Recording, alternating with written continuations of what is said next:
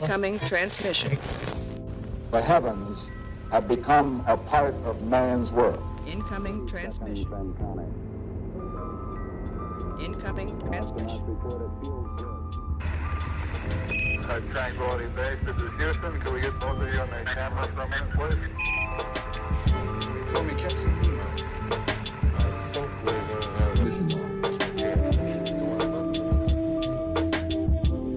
Eddie's mission log, number 2. Damn, it's been a while since I've done one of these. Like, it's been a while since I... Excuse me. Holy crap. It's been a while since, like, me or Devin, or it's been a while since I've recorded this late. It's like 2:23 right now. I couldn't sleep, and I knew that I had to do one of these, so I just said, fuck it, here we are.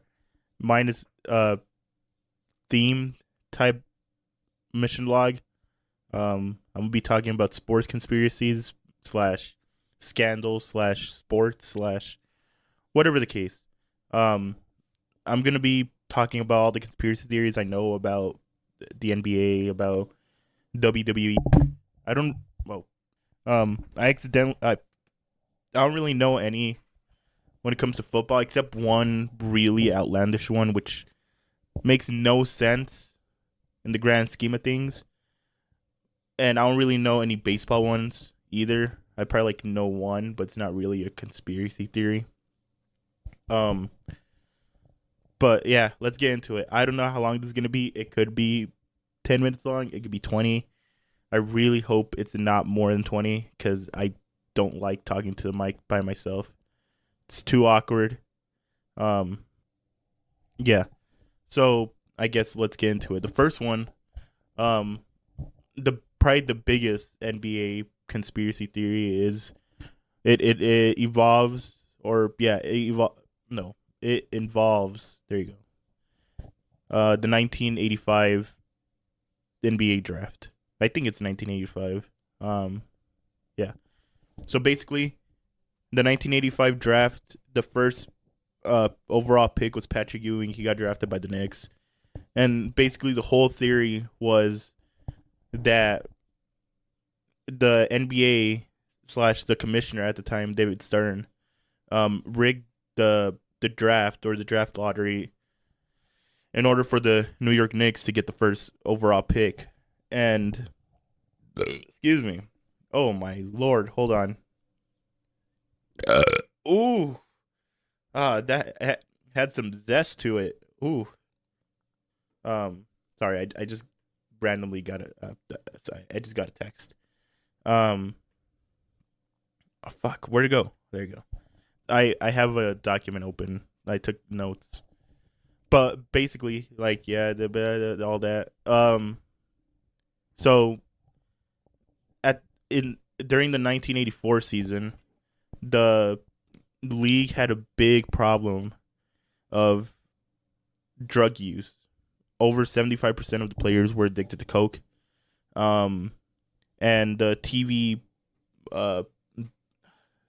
channels like NBC, where they broadcast the games, were taking notice, and the fans were taking notice too that all these players were not playing at a competitive level because they were so cracked out on coke. I don't know, but the NBA was at risk of losing the TV deal with, I think it was NBC. It could have been someone else. So the NBA was trying to make something up. Was trying to make something up to take the focus off of that, because Magic and Larry were just going out. They were on their way out of the league. Michael Jordan was barely becoming Michael Jordan. I think he got drafted like 2 years later. I don't remember when he got drafted. But no, there was no face of the NBA just yet. So while all that was going on, there was this college player. His name's Patrick Ewing, who was dominant. He, at the time, I think he was considered one of the greatest collegiate players. Because he was dominant. He won two NCAA championships. I think he won the scoring title. I think he. I could be wrong. Could be bullshitting, you guys. If I am, I'm sorry. But overall, he was dominant in college. So there was no doubt that he was going to be the number one pick. So the NBA took notice that this guy could be the guy to lead them into the next era of basketball. So excuse me. Oh, sorry, Devin. Where was I? Oh yeah. So the draft was coming up, but before the draft, they always did this thing called a lottery. And before the 1985 draft, what they used to do is they used to get the two worst teams with the worst records, flip a coin, and that's how they'll decide who gets the number one pick. But during the 1985 draft, they switched it up, and they got the 7 teams who didn't make the playoffs. They put their logo on like an envelope on a card, and they threw those 7 cards into this big plastic ball that they rotate. And this is where the conspiracy comes in. So the guy who was putting the envelopes in the plastic ball was he was putting each envelope one by one, and I think the Knicks card was the 4th one. Oh, but fuck it. Before I continue, I lied. It's not 2:23 in the fucking morning. It's 10:04 in the morning. I wanted to seem cool, like I was a late worker, doing shit late night, working hard. But no, I'm not. I don't know why I lied. I'm sorry, you guys. I'm sorry, Devin. I am sorry. I bet you heard those fucking planes. I give up. I gave up because the planes are gonna keep fucking coming, and I don't want to keep pausing the fucking recording and waiting for the plane to pass by. So I just want to come out with the truth. Oh, that feels good. Okay, where was I? Yeah. So the Knicks envelope is a 4th card, and when the guy was putting in the envelope, he kind of banged it up against this metal rod that was coming in between the ball, and it's people really didn't take notice until years later, because that card was the only card that he banged up against the metal rod. So after the next card, he just threw it in like he did with the other ones. So they rotated the ball, and then David Stern, the commissioner at the time, took a deep breath in, like he was nervous.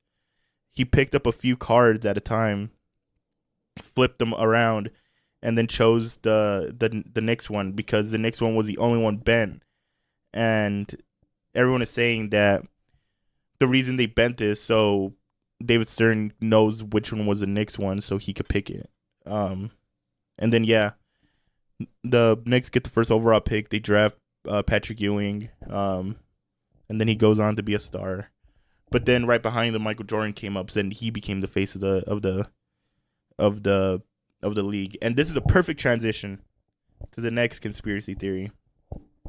The next conspiracy theory was that Michael Jordan was forced to retire in what year was it? 1995, I think. He was forced to retire because he was having a gambling problem, and the league didn't want their number one player, the face of the company, to come out with the scandal and people see that he has a gambling problem. So they told him to retire, and wait till the fire sets on him. So when he retired, he went to go play baseball for the White Sox, and he played there for 2 years. And then after the 2 years, he just came out of retirement. He said, "I'm back," and then won 3 more championships. So yeah, that was the second conspiracy theory. It's a quick one. It was a quickie. Let's see what else. I guess the 2002 Western Conference Finals with the Kings and the Lakers, they're saying that game was rigged because the Lakers kept getting fouled, and by the end of the game, the Kings had like 12 they had like 12 free throw attempts while the Lakers had like 30 something. And the whole theory was the league didn't want the Kings to go to the finals because they thought that the ratings were going to drop since there wasn't going to be a big name team going to the finals. And also at the time, they wanted Kobe to get his third straight ring and be cemented as one of the greats. So they're saying that that the league rigged the game. So I don't know. It was outlandish. The outlandish theory I was going to talk about was the NFL one with what's his name, Damar Hamlin or Damar Hamill. Let me look him up. Hold on. His name is Damar Hamlin. I guess last year, it was either last season or this season. I think it was last season. Damar Hamlin got put into a cardiac arrest in the middle of the game, and he just passed down in the middle of the field. And they rushed him to the hospital. Luckily they revived him. I'm not sure if he did pass away like on the way and then revive. I'm not sure.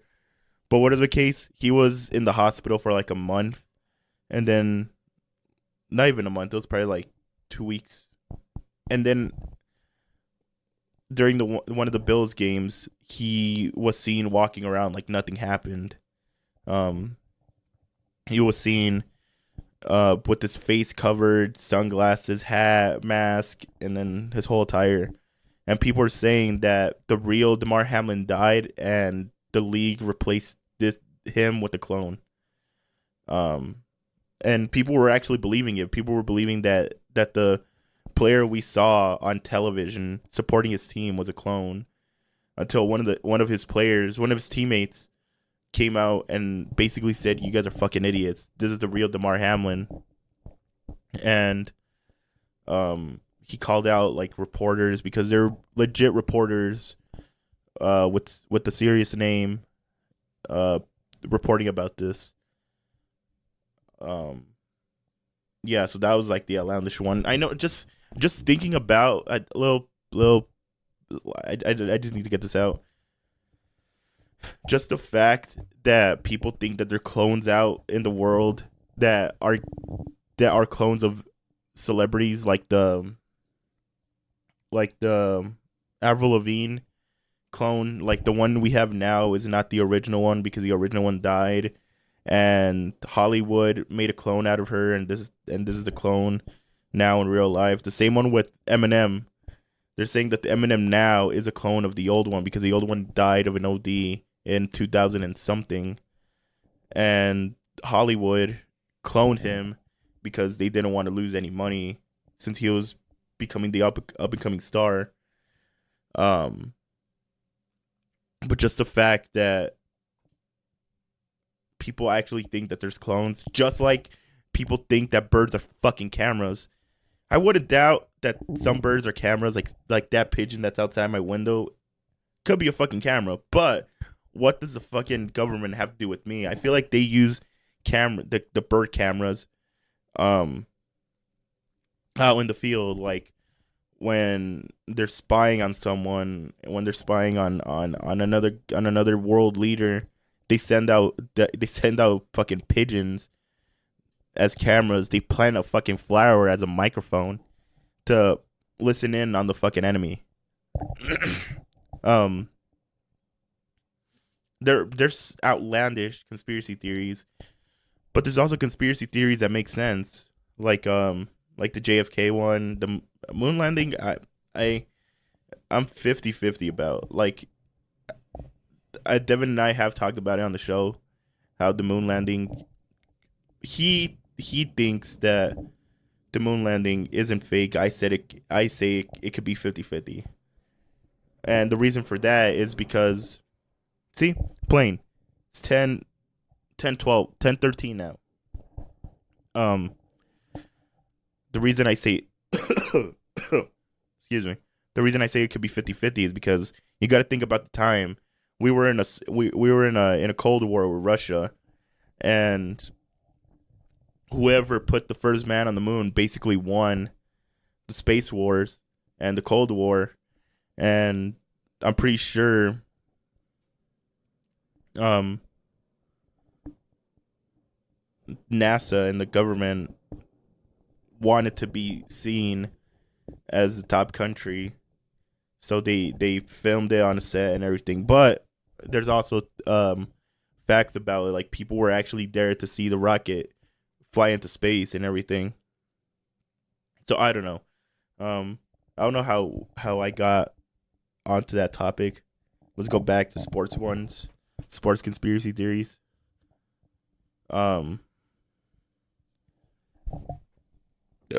Oh, mint.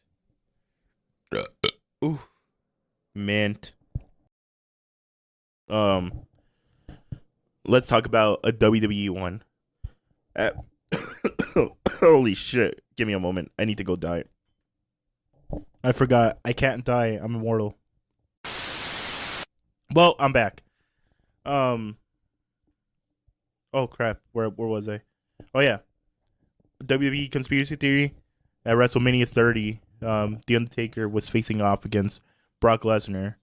And The Undertaker going into WrestleMania 30, he was 21-1 or 21-0. And basically for those of you who don't understand, WrestleMania is basically a Super Bowl of the WWE, their biggest event of the year. And The Undertaker was 21-0. It's basically like the fucking Patriots winning 21 straight Super Bowls in a row. Everyone knew how big of a deal that was. So like no one, like we knew that The Undertaker was gonna retire soon, and we thought that maybe the Undertaker was gonna retire undefeated. But all that changed when the Brock Lesnar came in, F5'd him, and broke the streak. When Brock Lesnar broke the streak, it was I still remember where I fucking was when he broke the streak. I'm not gonna say where I was because I don't want to, but it was you know. But the conspiracy theory is that Brock Lesnar was never supposed to beat the streak.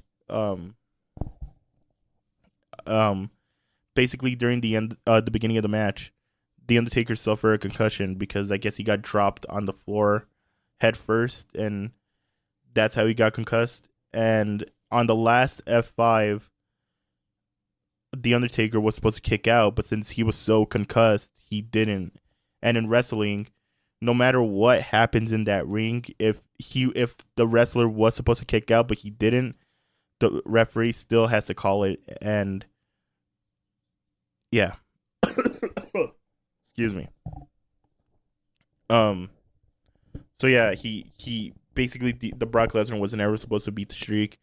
I personally think that Roman Reigns was supposed to be the one who broke the streak. Because they're trying to make Roman Reigns the next top guy. And one way they could have done it is him beating the streak, but he still beat The Undertaker, but it wasn't as important as the first loss. So yeah. The Undertaker publicly has came out and said that Brock beating him at WrestleMania was part of the whole plan. He personally chose Brock Lesnar to beat the streak, but I don't know. And I think The Undertaker has admitted that Brock shouldn't have beat the streak. There was no point in him beating the streak. It should have been Roman. But whatever. The past is the past. The Undertaker's still the GOAT. But on to the next one. Is another WWE one. And basically, The Ultimate Warrior. He was one of the biggest stars during the 80s. At, I think it was WrestleMania 6. Yeah, at WrestleMania 6. He beat Hulk Hogan for the WWE Championship, and Hulk Hogan gave him the belt after the match personally in the middle of the ring. And basically in the wrestling world, that's a sign of passing on the torch. So he can carry the company on his back and carry the company into the next era. But a few months after WrestleMania, there were some creative differences. There was money issues, and the Ultimate Warrior got fired. That was in 1991. It was after SummerSlam, and in 1992, he got rehired, but fans were noticing that he looked a little different. This Ultimate Warrior was a lot slimmer, or he was a lot leaner, with shorter hair. And basically people thought that the original Ultimate Warrior died and the WWE replaced him by this new guy, which is stupid. Like, I don't know how people come up with these theories. I sometimes think I come up with outlandish theories, but I don't know what kind of fucking crack these people are smoking to think of this. I don't know. But the Ultimate Warrior did die. He died back in 2014 of a sudden heart attack. Rest in peace to him. I guess I could throw one more conspiracy theory in. This one I kind of like. So basically, the McMahon family, they're the owners of the whole WWE. They're the ones that started the whole company. The family we see on television, they're just actors, and the real McMahon family is working behind the scenes. No one has ever seen how they look like. No one has no one has ever seen them in person. But I like it because then that means they're just like another. I don't know. Should I call it here? Should I throw one more in? Should I pull something out of my ass and come up with a conspiracy theory? I know what I could do. I know what I could do. By the time this is gonna come out, it's most likely gonna come out Friday, since it's Tuesday now. Tuesday. Yeah, I'm recording this on Tuesday, the 23rd, 22nd, 23rd. So on this Saturday is gonna be Night of Champions. It's gonna be in Saudi Arabia. I'm not sure what city. Let me look up the Night of Champions card, and then I'll give my predictions and see how well I am at guessing what's gonna happen. So at Night of Champions, they're gonna crown a new world heavyweight champion, and in the match is gonna be Seth Rollins versus AJ Styles. I think this is a hard one because it could go either way, but I think it's gonna be Seth Rollins since he's mainly on Raw. Second match will be Brock Lesnar versus Cody Rhodes. I say Cody wins by a landslide. This is probably going to be the main event. It's going to be Sami Zayn versus Sami Zayn and Kevin Owens versus Roman Reigns and Solo Sikoa. I say it's going to be for the Undisputed Tag Team Championship. And I say the champions now, Sami Zayn and Kevin Owens, are going to retain their championships. For the Intercontinental Champion, why do I keep saying that? I always stop at championship. It's going to be the champion, Gunther versus Mustafa Ali. And I say Gunther's going to win because I see no way in hell Mustafa Ali winning. And if he does, good for him. That was surprising. For the SmackDown's Women's Championship, it's going to be the champion, Rhea Ripley versus Natalya. Rhea Ripley's going to win. I can't see Natalya winning another championship. For the Raw Women's Championship, it's going to be the champion Bianca Belair versus Asuka, which is basically a rematch from Backlash. And I say I really want Asuka to win because her character now is so fucking badass. And Bianca Belair, and if Bianca Belair loses, this is a perfect way for her to turn heel, like they're planning to in the future. And I think the last match on this website is Becky Lynch versus Trish Stratus. Becky Lynch is gonna win. Overall, this is getting set up to be a good pay-per-view. Just sucks that I have to wake up at 9 in the fucking morning on Saturday to watch this, since it's gonna be like 7 a.m. in Saudi Arabia. And yeah. 25 minutes. This is a good spot to end that.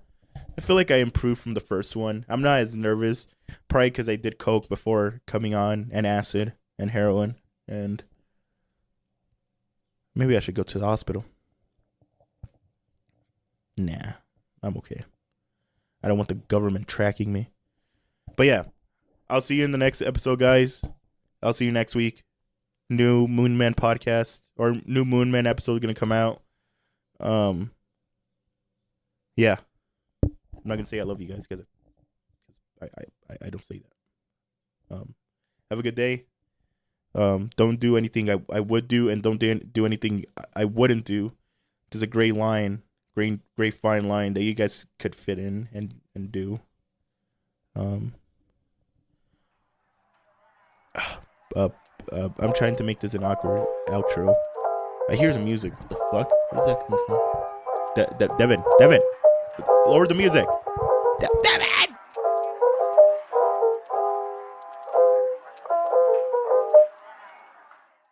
This concludes the transmission.